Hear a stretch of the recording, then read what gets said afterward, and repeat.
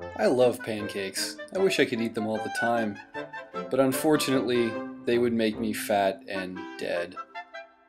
That's why I developed my own secret recipe for delicious, nutritious, hearty almond flour pancakes. And today I'm going to teach you how to make them. Now, if you've tried baking with almond flour before, you know that it can be hard to get the right texture in your baked goods.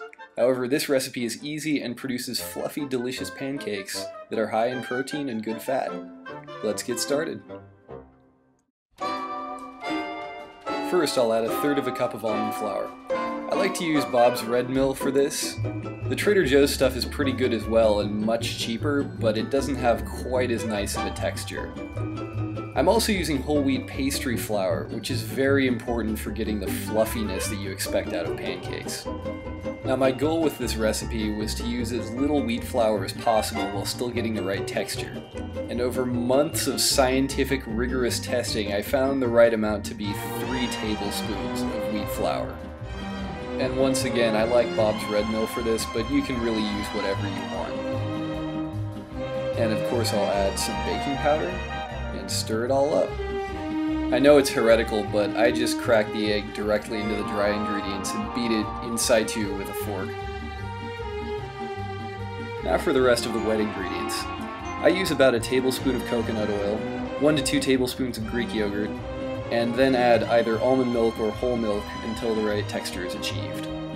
Coconut oil is a little bit harder to work with than regular vegetable oil, but it's much healthier and it gives the pancakes a delicious flavor. Just melt it in the microwave, let it cool, and then pour it in. Now, the Greek yogurt is something that I've discovered through experimentation really improves the texture of the pancakes. It's very important. 1 big heaping spoonful, 1 to 2 tablespoons, is the right amount. Any more than that and it adds too much liquid. I'll add the vanilla extract and then get to the good stuff. Now, my favorite combination is bananas, toasted pecans, and dark chocolate, at least 80%. I'm using Lindt 85% here. You can really use any ingredients you want here. I've used all manner of nuts and fresh fruit. It has to be fresh though, don't use frozen fruit because that'll add too much moisture and make the pancakes soggy. I like to add as much stuff as I possibly can, and this is a situation where I just eyeball it. But a good rule of thumb is that all the ingredients together should come out to a little over a cup. Half a banana, a big handful of nuts, and 1/4 bar of dark chocolate ends up being the right amount. Now, with all the nuts and chocolate and coconut oil in this recipe, it's very high in the heart-healthy so-called good fats, and it's extremely hearty. This is the kind of food that I like to make on a day when I don't think I'm going to eat lunch, or when I'm going to have a hard workout or a hard climbing session or something like that. It really sticks with you. And of course, it's very high in protein.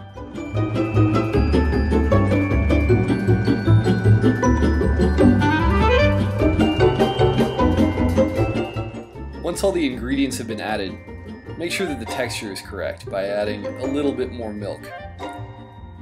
Remember, you can always add more, but you can't take it out, so go slow.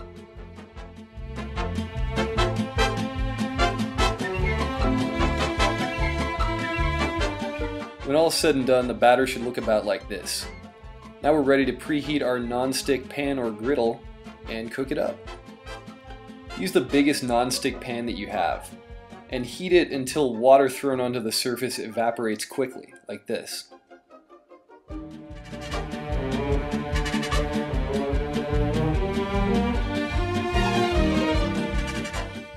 Now for the trickiest part. While holding a camera in one hand, use the other hand to spoon about 1/3 of the batter onto the griddle. Use the spoon to spread it around a little bit until it's about pancake sized. You know they're ready to flip when bubbles appear on the surface. Look at that delicious pancakey goodness.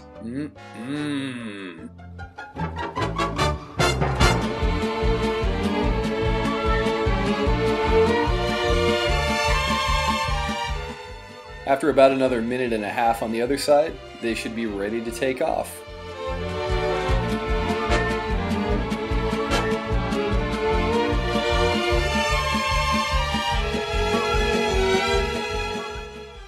Serve with some butter and maple syrup, make yourself some coffee, and enjoy.